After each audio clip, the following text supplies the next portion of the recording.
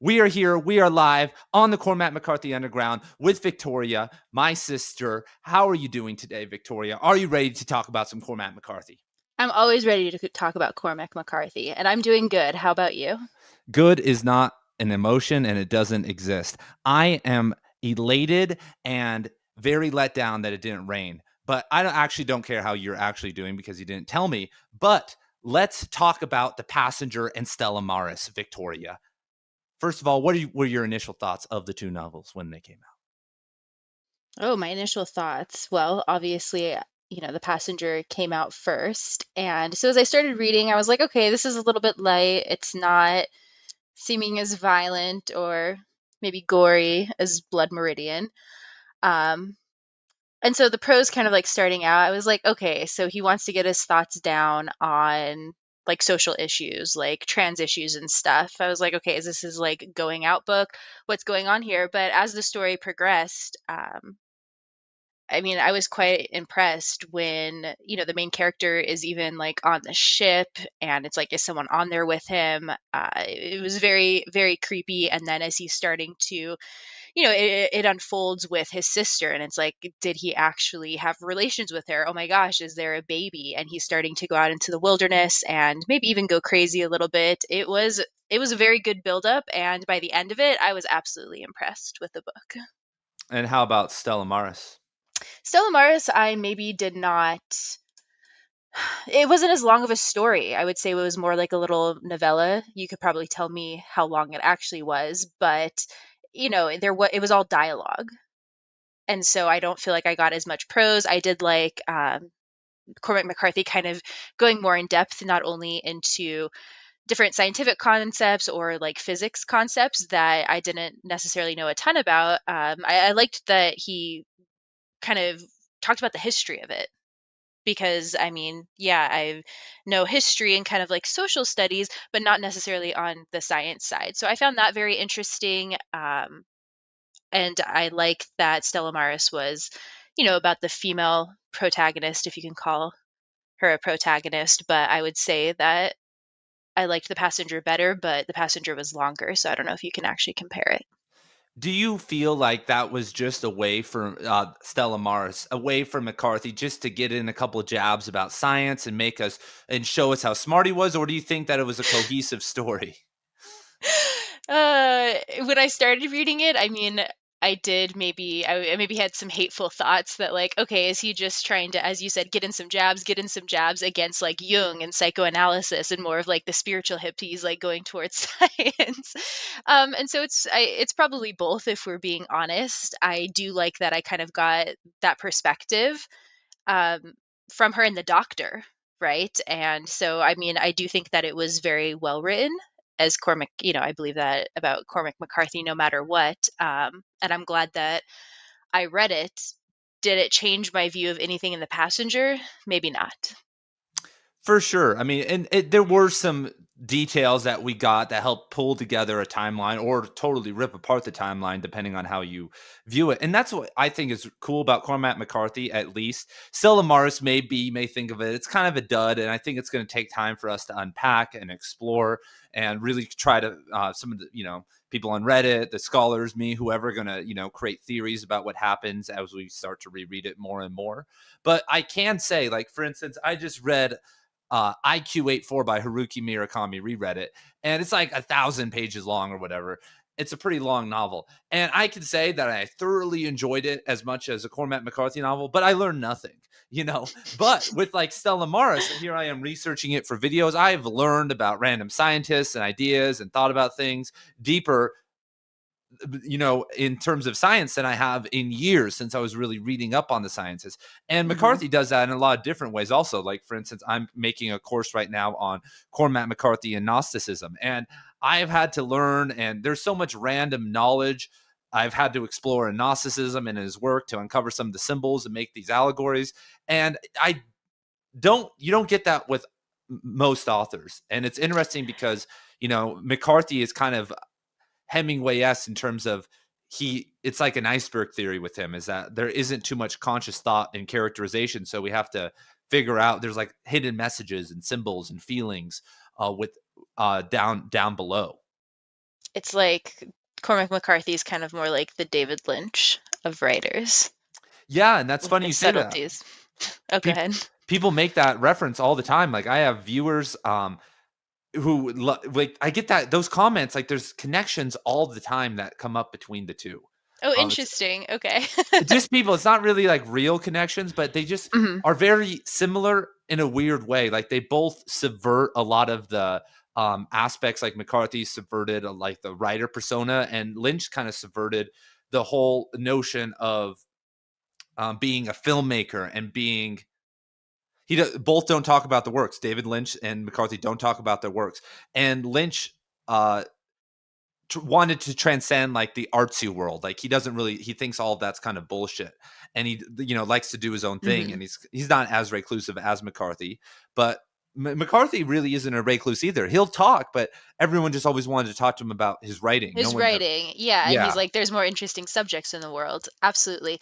No, I mean, I can see that, okay, they don't want to talk about it. And then with that, then I don't know, their stories do kind of have these like underlying messages. I think that what you brought up is a great point that Stella Maris, it did make me want to research these different things. And I love IQ A4. It's funny that you said that you just reread that book because that's one of my favorite Murakami books, just because it's a love story. But you are right that there's nothing else to think about or like maybe go a little bit deeper with in terms of like actual knowledge. And so, I mean, yeah, I do appreciate Stella Maris in that if this is going to be your final book and you're getting your own personal philosophy and your messages out there and to get people actually thinking, I mean, there were a lot of concepts I thought about, even as a psychology teacher, like, how BS is psychoanalysis? Is Jung and all this, like, what level of bullshit is this? Comparatively to science, and how do I actually feel about this? So it did kind of prompt some of those more uncomfortable thoughts. And so McCarthy's main critique of psychoanalysis through Alicia is that psychoanalysts don't go into the realm of the crazy. They sit on the outside with observation and theory Hmm. and all this, but they don't try to map out the mind of the crazy. So thus they can't understand it. They can't actually know it, which might be my whole brain's Cormac McCarthy Gnosticism right now. I'll defer from going down that. But what do you think of that? Do you think that's right?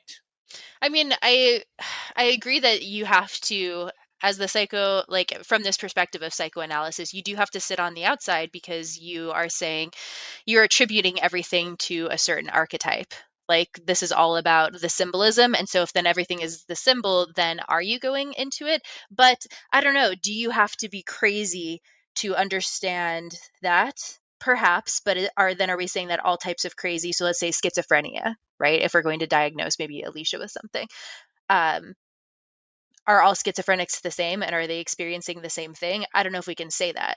And modern psychology, I mean, there's symptoms, but is it the same? Other cultures would say that Western psychology is not correct at all, and potentially we might swing the other way because everyone is so into psychology right now and it's become so prevalent that people like introduce themselves with their trauma, so we might start swinging the complete opposite way of there is no such thing, like we've put labels on all of this, and is any of this real?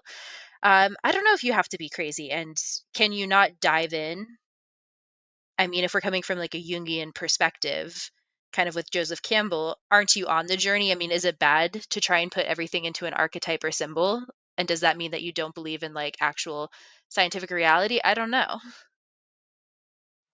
Yeah, and I think that I think it's a balance that obviously you don't want some stifled individual giving you psychoanalysis, and that's what's kind of turned into with too much of a data Hmm. and statistic driven approach. You want someone who has done the work and at least can sit and be empathetic in your shoes at some level, but having to map out consciousness and do all that. If you look at a lot of people throughout history, though, a lot of the early psychoanalytical thinkers were insane. And so, I But mean, then a what lot of is them were drugged. insanity? That's the thing. If we're like, Yeah. well, what does that mean? And so we say, oh, we have this like normalcy of society, but Freud would say that deep down we've repressed a lot of these things. So we not all insane? Like how much is repression if we're talking about like the super ego, or some people would just have stronger ones. So as you said, not only like, okay, so it's about more people, a lot of them were insane, but to say that it's like not real, I don't know, because think of like My Voice Will Go With You, the Milton Erickson. Sure. story, and he was, doing a lot of like hypnosis. So the analysts that get people to regress into their unconscious, and they're having these crazy breakthroughs from these little things that weren't even like horrible childhood traumas, just normal things. I mean, how do we say that that's not real when they could lead people into this rabbit hole that a lot of the times people can only get into with like drugs and everything? Yes. Um, yeah, I love the whole Milton Erickson field of psychology is really funny, and the neurolinguistic programmers, because one of his proteges like murdered his wife, and there was some connection to him manipulating her through neurolinguistic programming. I can't remember, and he got away with it. I can't remember. I'll have to anyway. Well, you can. Speaking of all that, you can actually view Stella Maris and the Passenger as novel of repression. Maybe Alicia has opened up some of her repression, but Bobby is seemingly very repressed. Yes. Well, and I mean, did Bobby's repression not cause like all of this? In the beginning, as they were younger, there's this scene where she's, what was it, Macbeth, acting out Macbeth, and he realized like, I love her. This is like the most amazing person ever. And I mean, he literally like ran away and got hurt into a coma to kind of like repress these feelings and not deal with it and then leave her alone. So, I mean, just like a lot of bad decisions one Yeah, I after mean, another. yeah, because it's much more complicated because it's not like he leaves or he has sex with her. No, he can also deal with it. He can deal with the emotions and fix it. And like they were smart enough that they didn't need to go off and have this beautiful love story, even though that sounds Mhm. great. They could have, worked through that and helped each other so that they both didn't end up having to get into a coma and maybe committing suicide if she actually did commit suicide. Mhm. Oh, are we saying that she didn't commit suicide? Have you heard of that theory? No. Okay, so there's a theory. There's a million theories, but who is the passenger, Victoria? There's a book titled The Passenger. The passenger is the kid, the passenger on the bus. Well, it could be that, but who is the missing passenger? The ninth passenger Oh on the yeah, you're plane. right. I forgot of like that whole scene of why he's being chased. Okay, so who is the ninth passenger? It's Alicia. She really doesn't commit suicide. And she goes on and starts working for the government and getting really deep into mathematics, like goodwill hunting type stuff. She, says, I'm going to go work for the defense contractors in the government. And eventually she maybe defects or she escapes and they're looking for her through him. And who is on the plane, on the ship with him, maybe other than Alicia? I mean, there's a bunch of other connections I'm not remembering right now, but that's kind of the theory. Wow. There's kind of some subtle hints to that um happening, because why would they And be chasing him? Because it was kind of implied, like the main theory is that's because she has, or Bobby maybe know, like his father's papers were stolen and there's important mhm. information in there and maybe Bobby knows about them, but are they really coming after Bobby 30 years later for these like random papers? No, that didn't make sense. I thought I was like, oh, because they're worried that he saw something or he's got information about this person. Wow. So you're saying that the whole time he knew it was her? Maybe he did, and maybe he was going through flight again. Maybe he was going, even though he acts like he was searching for her. Maybe you don't go out to a cabin in Idaho if you're searching for someone. That's a great theory. I'm Yeah, like, I'm no, gonna have to and reread this whole book again. yeah, no. So I mean, there's all that happening with this, and I haven't Uh-huh. really. I've been so in deep with like the Southern novels that like I need to hmm reread it also and get inundated with all that. But that's seemingly one of the working theories. But the passenger could be the kid on the bus, or us all being passengers on the in the No, but it liminals. is about Yeah, the missing. Yeah, I totally forgot about that whole subplot, like of the missing passenger. And he finds the fire. Like he goes out to the island and is like, this person survived and is yeah. seemingly on this island or got off, or I mean, it never really explains it. That's really interesting. So the passenger avoidance, but that's why I think the story is definitely so powerful. I mean, because you're like, wow, if they would have just confronted it, but that's all of us, right? And that's why psychoanalysis is still so prevalent because it's hard to look into this, Jung in the shadow. And Bobby tries to kind of do it later. Like, why did he then afterwards become a diver? this deep sea diver to like do these wrecks and everything because that's what he was scared of. And so he's trying to confront it, but how much do we try and confront like the wrong things or like the easier thing? No, 100%. And what did you think of I ask this every single time, but it's just kind of one of the more every single podcast I always ask this, but it's Okay. one of the more contested aspects of the novel. What did you think of the Alicia italicized hallucination scenes in The Passenger? It, her with like the kid. Yeah, yeah. What do you mean? What did I think of it? Do you think it was well done? Did you find it annoying? At first, I found it annoying. Like, I was kind of like, do I have to go through this? Okay. But I mean, I also find, okay, is this like a descent into madness? Are they helping her?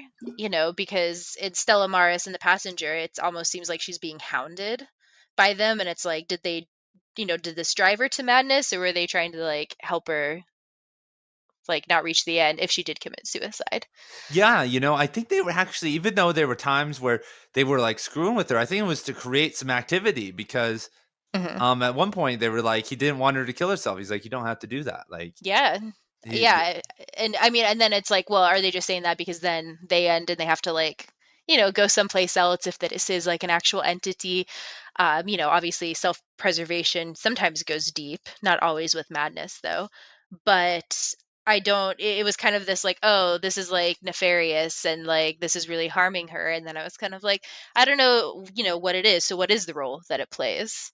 I'll ask that to you since you're the specialist. I'm not a specialist, everyone. I get comments every single day. You don't know shit about Cormac McCarthy. I was, Well, how old are you? I'm like, I just want to be, I'm 14. I'm just out here on YouTube. Cormac McCarthy when he was alive, may he rest in peace. Cormac McCarthy could have made YouTube videos about his books, and people would have said that he doesn't know what he's talking about. So No, you I don't have to know. worry about it. That's what I love about it, man. People would say, I mean, that's what happened. And just kind of want to make this point. I've been making this point lately. I just like to reiterate it. Maybe I haven't made it on the channel yet. That I think that Cormac McCarthy and David Lynch have got the best of both worlds because they they write these, they do these beautiful projects and then they don't talk about them. But they also are of the world and they also get all the benefits of it. Because once you start to talk about your writing, for instance, like Stephen King and Don DeLillo at one point were like a little bit more removed, but you take some of the mystery away once you start to be too active in life and start to talk about your writing too much. Because like I get annoyed, like for instance, like Kashiro Ishiguro, he loves to like correct people. Like he'll go on like if I was interviewing him, I would say something. He was like, no, that's totally not the case. That's my best British accent. But that's what and it's like always kind of flat. Like he's like, he keeps things very simple, but he's the authority. Who else are you going to listen to, right? Like if he says it's not that, then is it really that?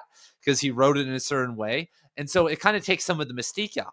But having this guy who doesn't talk about things, but he's out, hooking up with girls half his age and doing all this. It creates this like beautiful balance between the two things that I think are really good for like for creating a persona because people want to know more, especially with a guy like McCarthy. Even the guy like David Lynch, he doesn't get out that much. People want to know more about who he is and what he's doing. Yeah, I mean, that does make sense. We do love mystery, and solving everything as everyone sits watching their Netflix true crime. Like, if I was the detective, I'd be able to solve this, right? But we can't because they won't talk about it. It's that is interesting that other authors don't necessarily do that because now here we are doing a podcast about Cormac McCarthy, and everyone online it still argues over like, okay, what did happen in Blood Meridian? Like, what was the ending? What was the ending of Stella Maris and all of this? What was this about? Although I do think Stella Maris, sorry, not Stella Maris, The Passenger. I think The Passenger would make a pretty good movie.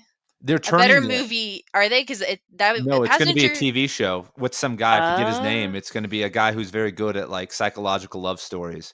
I don't know who it is, but he's like a TV guy, and I've seen one. I can't remember who it is, but he's good. So so it they are should going turn to out. do it. Yeah, Apparently, because he's I'm wanting to. Apparently, he's trying to get the okay. rights, and like he's very interested in the project. So that's probably should the probably will go forward. That's interesting. Yeah, I feel like it could be very well done. I feel like Blood Meridian would be much harder to pull off.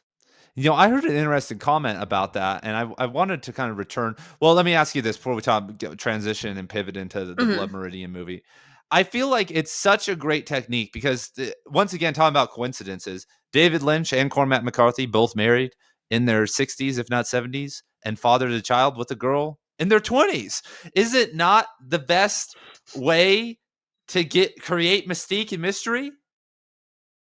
To be this like prolific author, and then isn't that the best way to get women to draw them in? I mean, what's better than that? Yeah, no one knows, but if you sleep with, them, you maybe get to ask them, I pillow think talk. it creates a more powerful mystique for all of the young men that are like, I want to do this. How do I get this level of esteem? Yeah, no, I know. I just imagine one of his girlfriends, like, I know you haven't read The Orchard Keeper, but like asking some really, why did that guy shoot the tank in The Orchard Keeper at like 2 in the morning? Ah, he just was mad about it. He just I don't know. Don't ask me about my writing. Interesting. Anyway, the Blood Meridian movie, uh, it's interesting because someone made a comment. I was like, it has to be a TV show, right? But then I look at it all, and it's mostly just a bunch of dudes riding around on horses, killing people, and some ramblings from some incoherent guy. Yeah, this is not going to be a good movie. The beauty of the story is in the prose and the writing, which you can't put into a movie at all. Yeah, I mean, I think it can be a good movie. I think like the action is the core of the movie, though, because like it would be very hard to thematically get all of the judge, even if we gave him a TV show, what is it going to be? The judge is sitting around a campfire and talking, and there's going to be flash No, scenes because of war. the judge is a mysterious character. Like we can't have too much of him. He comes in, he's got these very key moments throughout the book. Him destroying the petroglyphs like on the rocks and everything, him with the coin, and you're like, wait, what? But if we saw too much of him, we can see too much of Glanton. I don't think we should see the judge needs to remain a little bit more aloof. Like a TV series would probably be too much. And then what, we're just gonna have a TV series that's all like rape and violence? Well, exactly. And the other problem, excuse me, the other problem is with the director John Hillcoat. Have you ever seen The Proposition? I should ask you this, but No, is that a movie? yeah, it's a 2005 movie, and it's good, but it from what I've seen him do, we're going to see a lot of the judge. The judge is not going to be depicted as very supernatural. He's going to be more depicted as just kind of a character. But the judge has so many supernatural elements. He can lift 1,000-pound boulder over his head and walk around. He eventually consumes or does the weird stuff at the end of the novel. He's everyone really likes to view him as like a corporal man, but he has these supernatural elements to him. And I think that just depicting him like in the James Franco test footage for Blood Meridian as just another guy on the journey, it's going to fail. Yeah, I feel like he starts out kind of more, it's this mysterious character, but you're like, who is he? But then as it goes on, it needs to become a little bit more supernatural, or at least where you're questioning it. Because that's about the judge. You're like, who is he? What is this? I mean, Glanton had so much more like probably violence, and like I hated him for all of that. But he was just like a dude, right? The judge is definitely different than the other like men in like Yeah. the troop of men. And Judge Holden is a real guy, but McCarthy adds supernaturality to all this. He consciously doesn't necessarily make this pure historical fiction. He bends Mhm. some aspects and cracks of reality with the novel, so it can't really exist as a straight historical novel. No, it's not just like, oh, straight Western and violence. And as you said, like history, there is this element of like the kid, and at the very end, the judge is like, I'm disappointed in you. I mean, they're kind of like battling it out for this. Like, oh, I would have treated you like a son. And there's this like very weird element to all of this that I mean, it's not going to remain faithful to it. So I'm not convinced on a movie because all of this is going to be very hard, I feel like, to portray Yeah. in any like beautiful, mysterious like way. Like I don't know, I feel like it'd be hard to find like a good director for it. And I think they did No Country for Old Men. I mean, it was amazing. I love that movie, but that was an easier book to do that with. It was all written out. There was already a screenplay.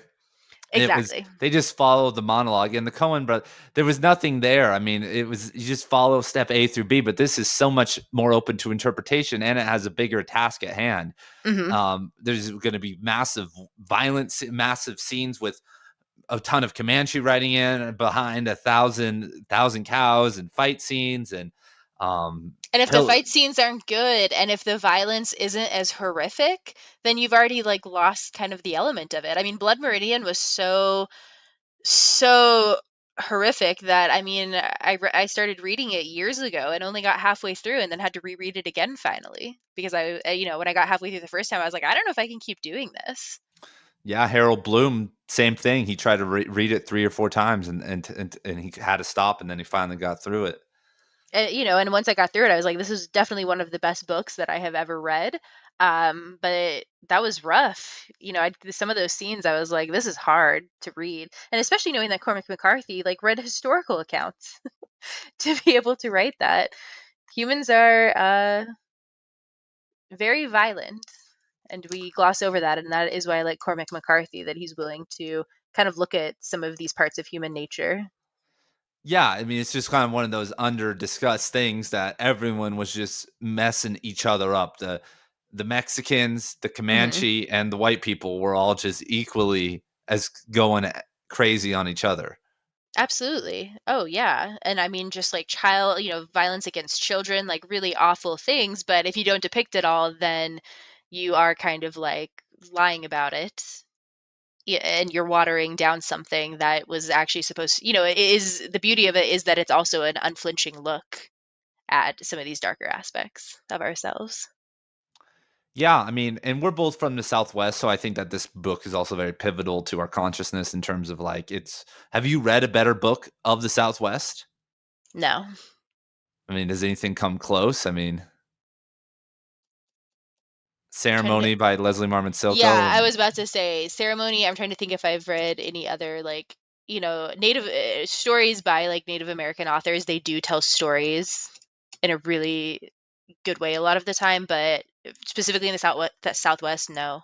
And they don't have the prose that kicks. He brought some deep prose into this Yeah, that no, absolutely, absolutely. I agree with that. You know which one I'm reading one right now that I've started reading the horror. I've never read horror genre books, but I've read a couple in the past few days. And I don't like it. I don't like horror. So sorry to all the horror genre fans out there. there But aren't one of the many.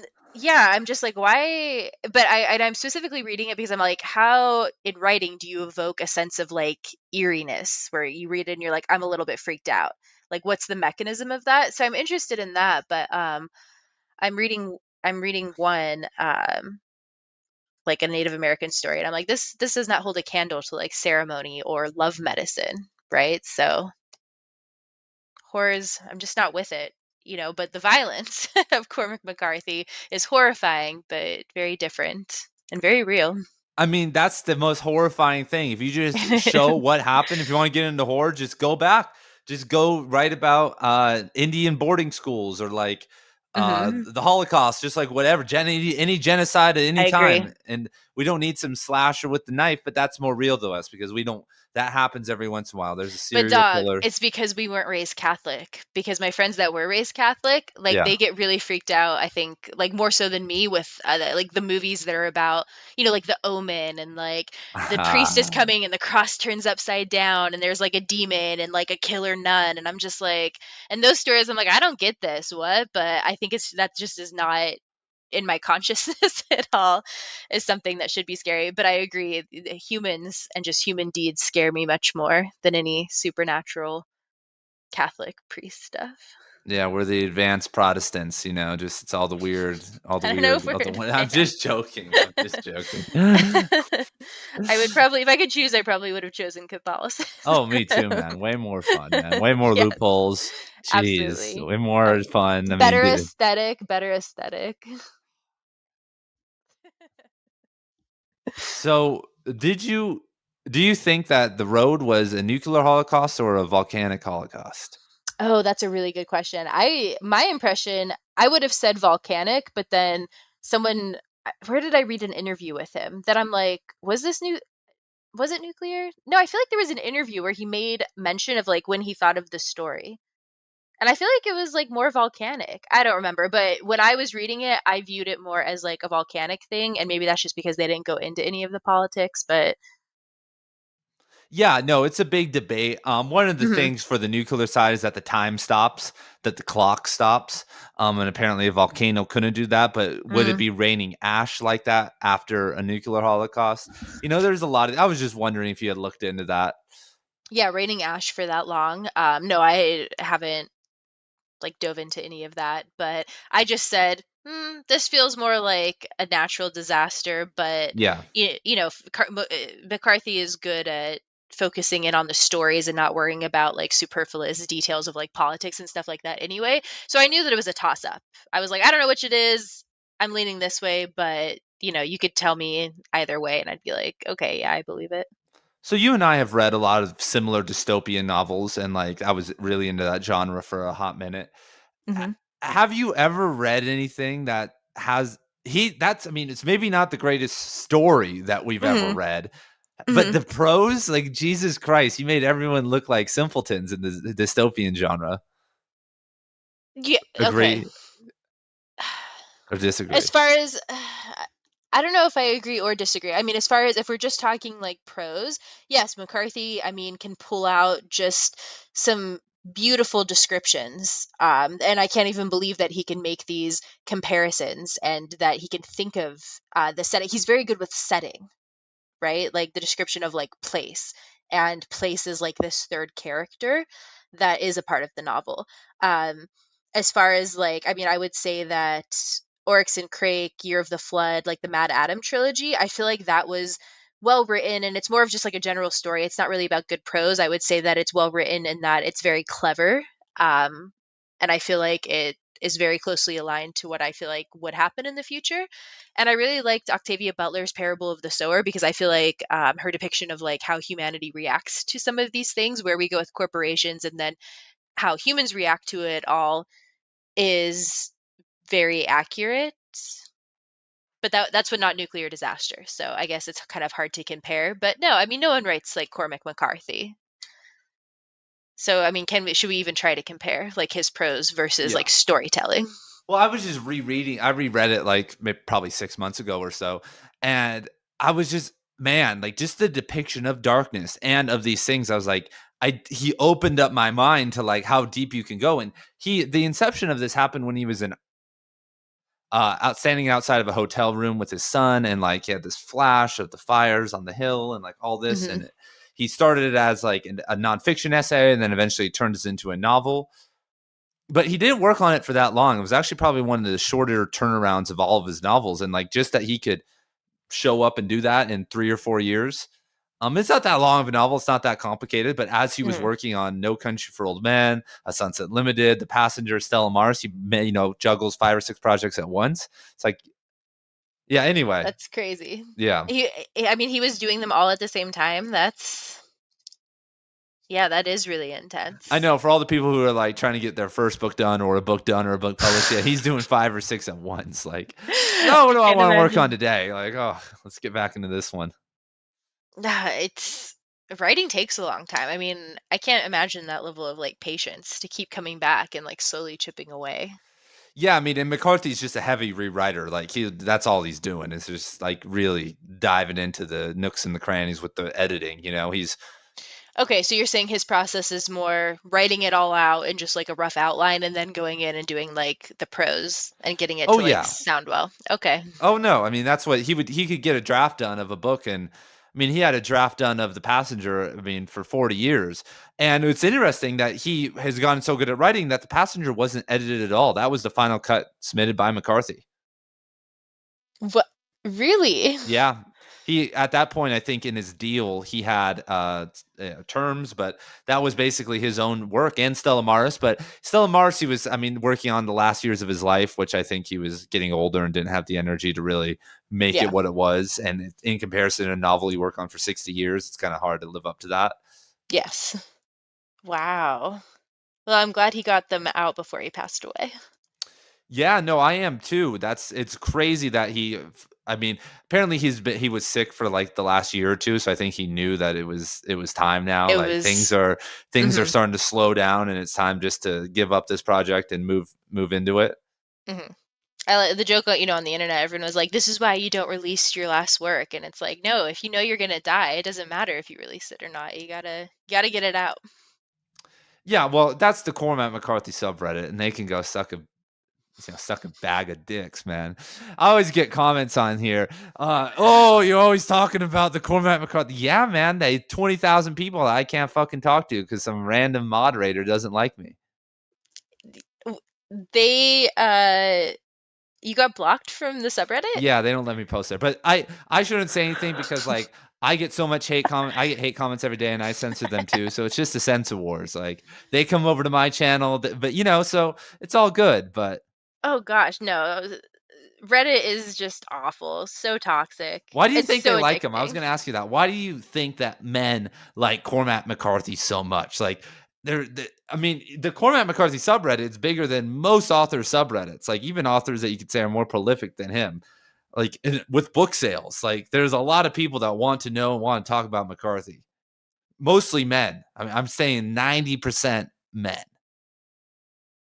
I can say that the Hmm. only females that have hmm commented on my work have been over the age of 40.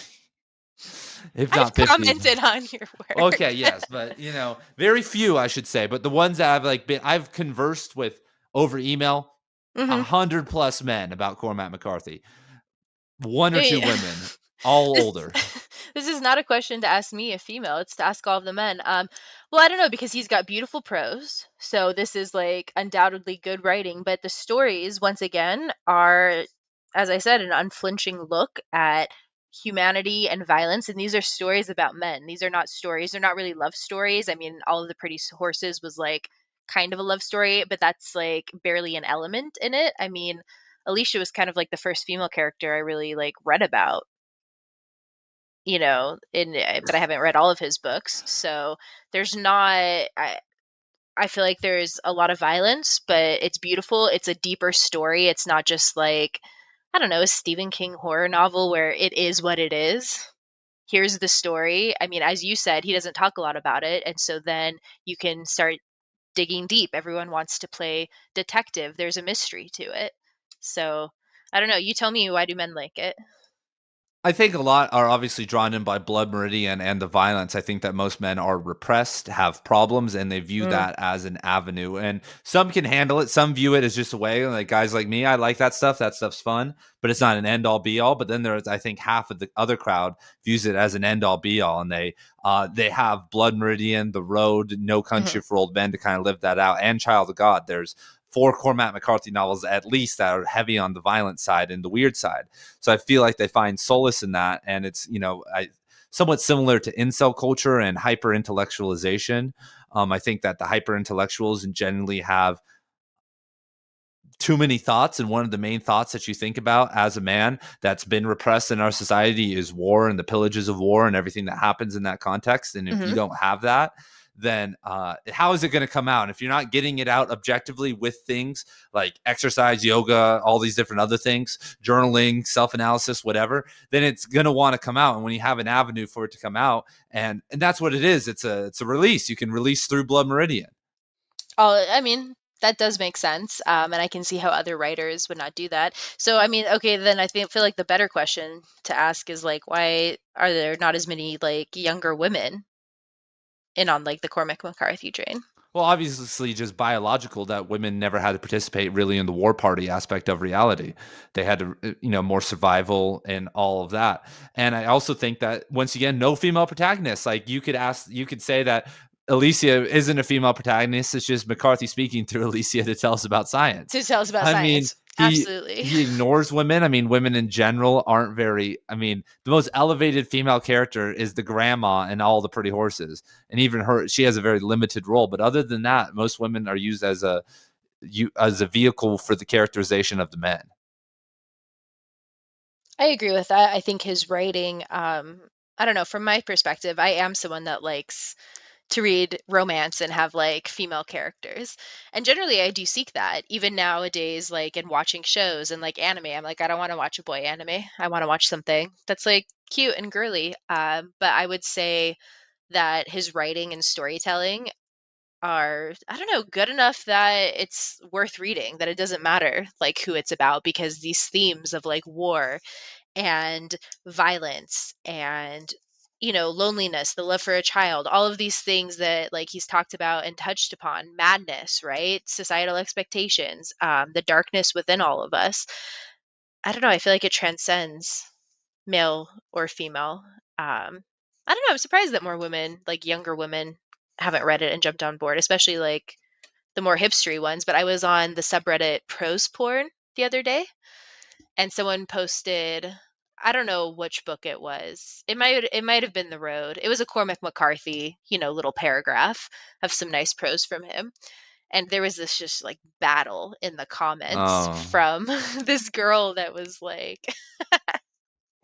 just like, imagine like, thinking that she was like making fun of these dudes, like imagine thinking that this is like good prose, and then everyone's like, then recommend an author. And the authors she recommended were I'd have to go back and look.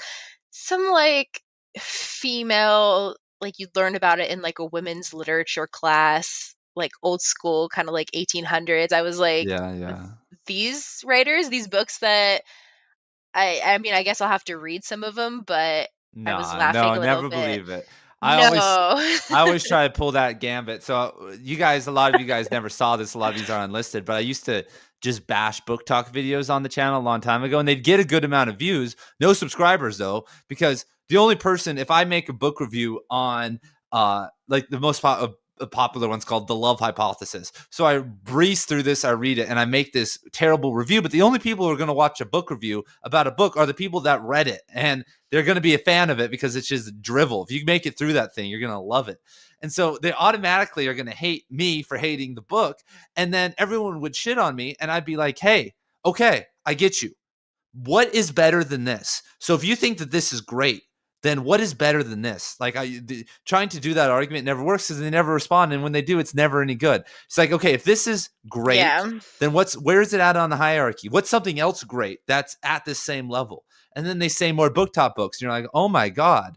And what Yeah. to come They're back reading like oh, sorry, go ahead. to go back to your question though, I think you're a little bit different. You're a psychology teacher, a female psychology teacher, and not to get too gender stereotyped here, but most women, a lot less women than men, care about psychology. I have 20 books on my shelf right now on male Mhm, psychology and king, warrior, magician, lover, and like all this stuff and all these mhm. psychoanalytical thinkers.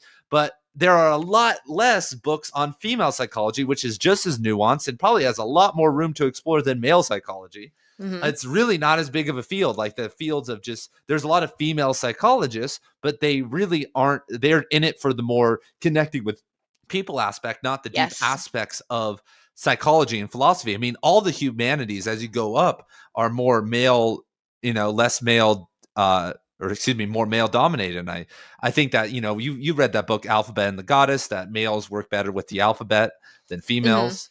And so there's kind of some of Although that. that whole book was based off of just sketchy a sketchy that whole book, an anthropologist was like, I'm gonna take all of this like anthropology stuff and these archaeological digs, and I'm gonna say these old cultures were like goddess cultures and matriarchal, and that was not necessarily true.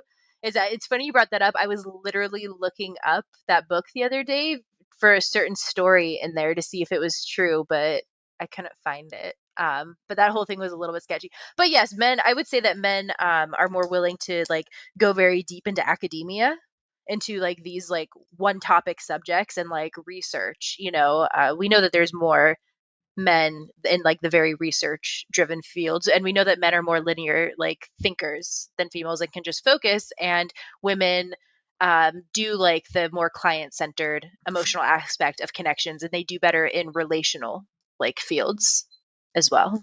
Well, and if we just examine you and I, if we go back to our, really budding, like in our early 20s, our Hmm. academic budding, you here, like even your bookshelf today, I look at your bookshelf, it's very wide. You like get all these different types of books and like, but I'll sit and focus on Cormac McCarthy for 8 months. Yeah. I'll sit and do something forever. And like, I don't read anything else sometimes. Like, sometimes I am, but sometimes I'm like all in on somebody. Like, you guys think I'm Mr. Cormac McCarthy, but I know more about at least 10 or 15 other authors than Cormac McCarthy. I just haven't really got to him yet on the channel. And Hmm. so it's, that's, I guess, probably one of the reasons, like you, like just supporting what you just said. So, Yes, I definitely don't have that obsessive drive. and so some of these ideas and these topics, because to get Blood Meridian, you have to you need to understand the impact of the Mexican American War and life between the Spanish American War and the Civil War and the industrialization. And there's like kind of some of these themes that if you don't have some of that prerequisite prerequisitory knowledge that you Yeah. gain from independent study, then you won't enjoy it. And that's the common person, unless you are some person that went to a private school or a really good school and understand history really well. You don't know that stuff coming out of high school or college. Yeah, no, that's true, and I didn't either. I mean, I came out of my, at least with my undergrad degree, I mean, it was in political science, but like the Mexican American War, the Treaty of Guadalupe Hidalgo, like I didn't know, they don't teach any of that stuff. That was all more independent reading. And so I do feel that. I mean, do you really have to understand all of that to get Blood Meridian? Maybe some of it. And I guess I do feel like I probably enjoyed it more with those themes, especially just being like, a history teacher as well in my lifetime. Hmm. And the psychology aspects, and then also maybe even some of like the aspects of like tarot and the occult stuff, and being able to see some of those similar themes. So I mean, it does make sense. Although I feel like I feel like there's a lot of females that would like it. They just don't know about it yet. Yeah, I mean, All the Pretty Horses blew up, but that was, I'm sure, a big drive by both genders back in the day that Hmm. like blew that book up. You don't get 200,000 just men, liking a story, but you could say The Crossing and Cities of the Plains were much more of a man's novel. True. Um, I mean, and yeah, it's also interesting you mentioned that, because if you don't have that, especially in Blood Meridian, if you don't have that other knowledge, then you're really just reading it for the violence. It's really just a Yeah, and it's cowboys and Indian yes. story. Exactly, and it is hard to get through when when all you're seeing is kind of like the violence of it. But I don't know. There's a lot of smart women out there that do have like a big background, but not all of them have a brother that's really into reading and authors to show them these books. So hopefully people find more people find these channels and more women read it instead of these girls recommending these authors that I'm like, oh my gosh. And if you're going to only recommend female authors, then how are you not recommending Octavia Butler or Margaret Atwood or Yeah, Toni yeah. Morrison or someone if we're going to talk about like high level of writing? Well, exactly. I mean, there's so many good female writers, and it's actually interesting. I should say this is only a problem at the bottom. At the top of Cormac McCarthy scholarship, the top Cormac McCarthy scholar, in my opinion, is a woman, and 5 out of the 10 Hmm. top ones are women too. So it's Hmm. not a problem up there. It's just more of a just General a audience general thing. audience problem, I think. Yeah. But that might get helped. I mean, I think if The Passenger and gets turned into a movie Hmm. or a TV show and Stella Maris, I think that would be a hit. I mean, I think that that would And get, draw if more if people. it's streamed on something big, I think people would. I mean, that's a Like, great story of schizophrenia, and the way the guy, I can't remember who directs it, like he's really into that stuff. So I think it would be, no, yeah, that's awesome. And I always am a sucker for a well done TV show. So, well, yeah, exactly. Um, so the Border trilogy. I mean, I know you hmm. read that a while back, but do you feel like as a whole, let's say all that combined, is better than Blood Meridian Hmm. or like The Crossing? Is that your favorite of the three? I don't know if I mean, once again, I do like the romance and the love story. Oh, So and all the so All the pretty Pretty horses, Horses, yeah. and I feel like all the pretty horses had very beautiful prose and like ideas as well. But the crossing, I would say it's more like Blood Meridian, obviously, with some of these like deeper themes and kind of at the end, like, oh my gosh, what is happening? I in the crossing because that's the one with the wolf, right? It starts out with the wolf. Yeah, Billy Parham, and they go Oh, back to yeah. then his brother, and they have to go back, do all that. Yes, and do all of that.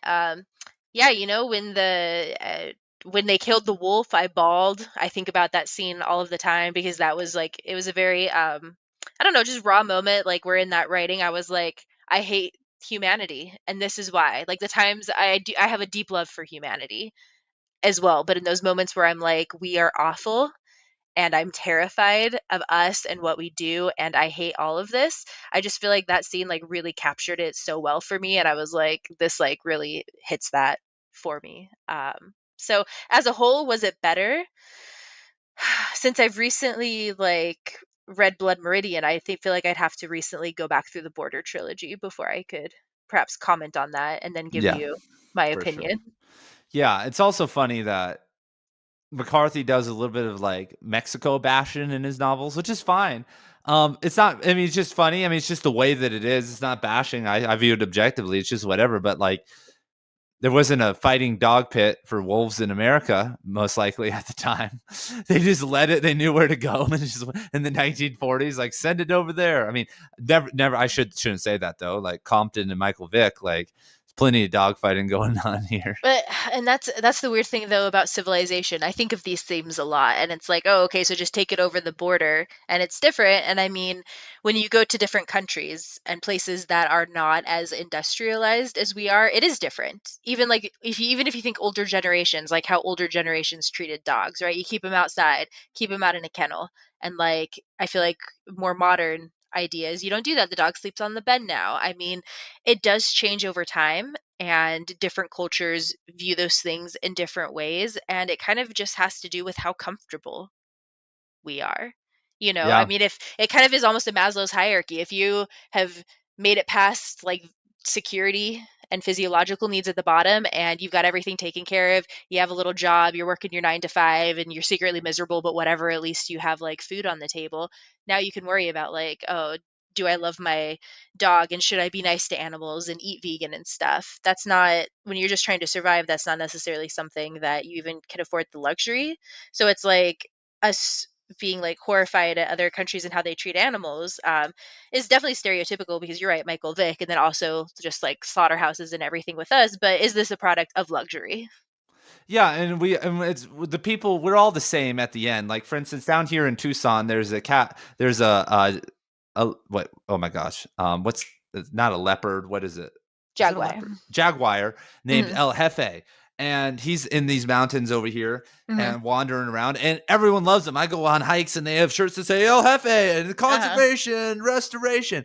But Yeah. like 150 miles south of here, like 6 months ago, so, down in Mexico, they caught a jaguar and skinned it, and they're hanging it up, and a bunch of guys are like being machismo and sitting with it, and they just Hmm. killed it, and nothing happened. Like it's an endangered species, especially in like northern Mexico. There aren't that many around here, but they Yeah. don't. It's just a totally different. But everyone's exploiting the animal.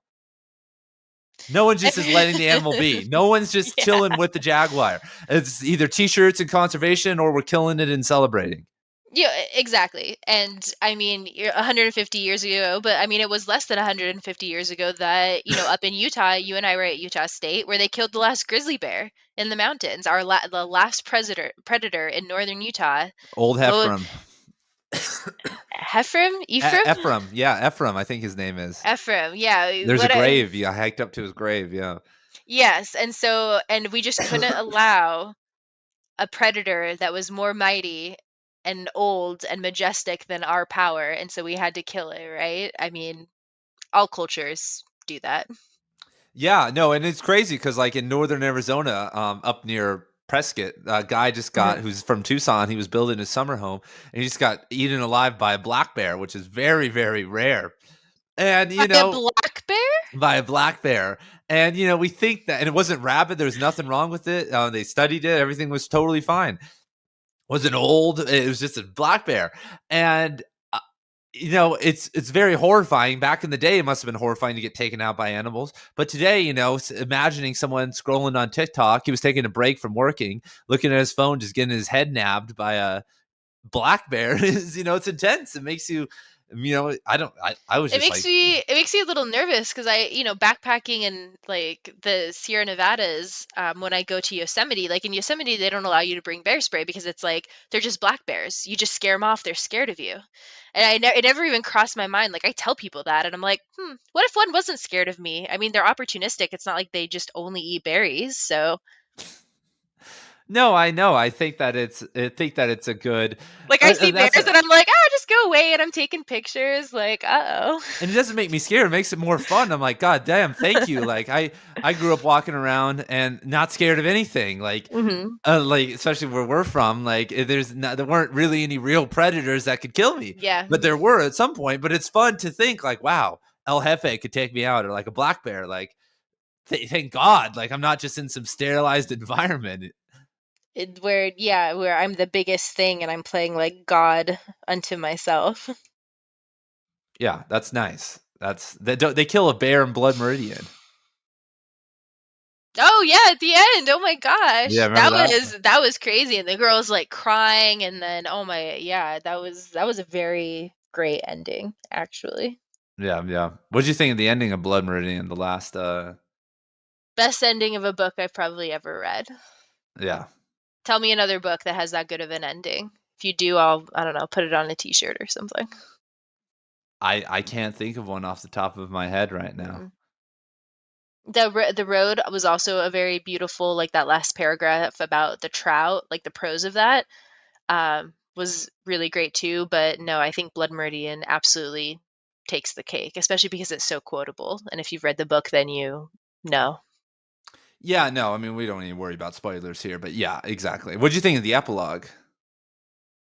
That's where I was like what does this mean? So they're digging these holes and everything, but you and I have already kind of like had this argument, like, is this progress? Like, has anything changed in the West? So they're not bone collectors anymore, I believe, right? Like they're digging holes For digging holes for telephone wires or a for railroad or something. or the railroad or something. Yeah. And so it's like, oh, the end, it could, oh, the end of violence. But I don't think it's the end of violence. The same thing to me, I'm just like, oh, the same thing keeps on happening, but now we're going to have what we have now that we kind of talked about with the crossing and animals, just the veneer of like civilized society over it. So the rape of the West is not of men, but of corporations and And different that's way why of the life. kid returns. That's why the kid returns as a corrupted and disfigured man, because 250 million people just got killed from the point of the end of Blood Meridian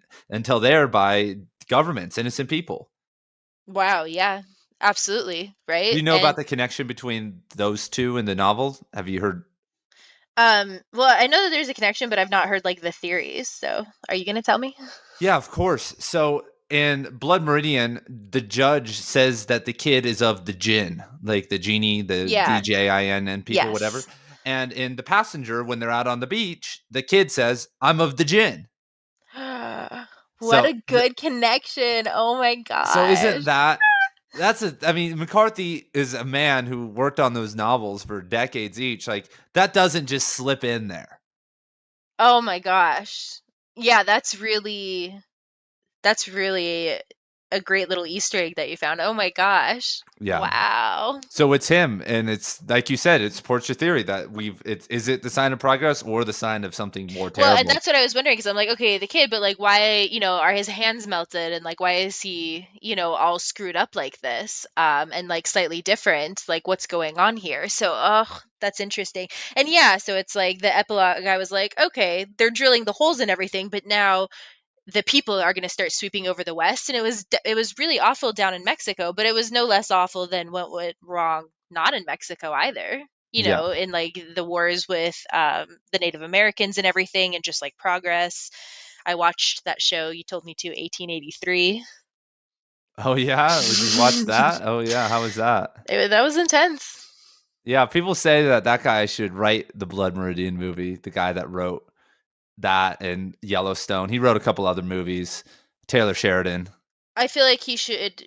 I feel like it should be a collaborative effort, but someone like that can kind of like go there, I feel like needs to be a part of it for sure. Maybe not Yeah, with well, and the you more saw, subtle aspects, but yeah, and that was with 1883. I mean, the first part of Blood Meridian, I think, if I remember correctly, takes like in the 1820s. mhm. So that was 60 years before all that. They confront the Comanches in that show, right? That tribe that the Yes. guys, he was a Comanche, but they had been pulled onto the reservation around that time in like the 1880s is actually when they get pulled onto the reservations. I think she married a Comanche. The one that's the end tribe that she fought with the arrow, that was the Lakota. Yeah, both somehow Mhm. she confronts the both most aggressive people. Anyway, but yeah, the Comanche she married, yeah, they got on the reservation. Like that's what, and they kept saying that they kept saying all the Comanche are on the reservation. They're like, no, they're not, No, they're not. because the raiding parties kept going on for decades after, which is insane. But small groups kept doing stuff. Going out, yeah. I mean, it does make sense. If someone came in and took over the United States, though, and tried to like take us over and force us to go places, like, we would all do the exact same things up Yeah, until a point. yeah. But then technology comes in and pacifies all of us. So. Yeah, no, judging from how Mhm. we reacted a couple years ago, we wouldn't do anything. We just sit there and take No, me away. yeah, you're right. We do have like Take me away. we Give it to post me. about our anger on Instagram. Yeah. Well, yeah, like everyone Mhm. posted about their anger about the mask and then wore a mask on to the store. It's like, all right, great job, And dog. exactly. Yeah, we would post about it. The people that were violent, the governments are better now. They understand. Like it's so that was happening. Well, what kind of like paused that and stopped that? Like natives from I don't know, acting in a certain way, rebelling, not acting like white people. You just send them to re-education camps. That's what China does too. Yeah, exactly. Hmm. All right. Do you have any more thoughts you want to share on Cormac McCarthy, Victoria? Anything else you want to get off your chest, talk about, ask me about? I don't know why are all these like amazing writers just these womanizers? Makes me not want to date a writer. Yeah, no, I don't think you should. I think in general, dating writers historically a pretty bad idea. Some have been successful. There's a lot of people like Don DeLittle, Stephen King. I mentioned them earlier. They're with the same. They've been with the same woman for a long time. Oh, have they? But That's good. but Okay. also you hear about the routine though, and they're writing every single day, even on Christmas. And Stephen King for a while was on cocaine and pills and going alcoholic. Like, can't Oh imagine he was my a pleasure to be gosh. around. Um, Oh, yeah, I don't know. Blasting AC/DC in the other room. That's what he listens to. AC/DC. Imagine. Sounds like a. Cormac McCarthy seems like a smarter, less self-righteous Edward Abbey to Yeah, no. me. Did you see that? I just released a video on him and Edward Abbey. Oh, did you? No, I Yeah, didn't watch yes. it. They were friends. You know that? They were friends? Yeah. Oh. Yeah, yeah, But right. Edward Jesus Abbey lived Christ. down in Tucson. I mean, I guess Southwest writers, that makes sense. Yeah, I'm like Edward Abbey was just like getting married and womanizing and stuff. He lived out at Ash Meadows for a while as a Oh, bus yeah? driver. As a bus driver? As a bus driver For in who? Armagosa, For up by like the dunes, for like for like the transporting people to somewhere, or like, yeah, I think it or was school? I don't know if it was There's no school or if schools. it There's was no schools out there. no, it might have just been like but then there's no place to transport people either, so it may have been a school. Do you hear they're trying to mine that place out? If you guys don't know what we're talking about, there's a place out where we grew up called Ash Meadows. It's a nice area. Oh, they're trying to mine him. Yeah, and the only thing saving it is the pupfish, Yeah, which we'll see how long that just holds how up. our local ski resort isn't able to expand because of a blue butterfly. Thank God for that blue butterfly. If not for that, like, I know, right? Like, oh my gosh. Hey, we don't, it's Park City owns the local ski resort, by the he way, got everybody. sold to a mogul, a Southwest ski. He owns all Oh, the really? Southwest resorts now. He's a new mogul on the block. Anyway, what we were saying something about womanizing. I actually read something, and I guess we can end with this. I just read something about Cormac McCarthy today. It doesn't help. This doesn't help the people that don't like my Epstein analysis. Uh-huh. Um, they went to at the No Country for Old Men premiere. He was with some people, like some of his scientific friends, and like he was getting like a lot of young women were into him and talking to him and like all over him. Uh-huh. Uh-huh. And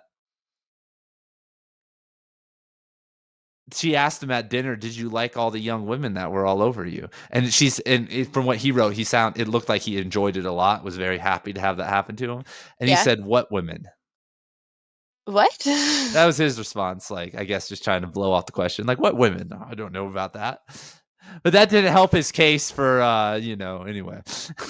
Okay. But But I mean, I guess what old single anybody, man isn't going to like a bunch of 20-year-old yeah, movie yeah, stars?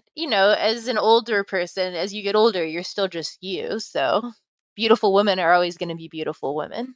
What do you think of my Epstein analysis? Did you see anything about that? I mean, only what you've told me, not in videos. Okay. Do you think I'm on point, or is it a Um, stretch? I don't think it's a stretch. I mean, they ran in the same circles as much as people want to be like, no, they don't. And like everyone like tearing you down like on Reddit and getting mad about it. They hung out with the same people. They were part of the same scientific organization. They knew each other. I'm not saying they were friends or he did anything with them, but they were in the same circle and in the same group. So Boom, there it is. There it is. Another believer. I'm a believer. All right. Well, thank you for coming on the show. We were very happy. We'll have to have you back for maybe another author one day. But awesome. boom. Well, thank you for having me on.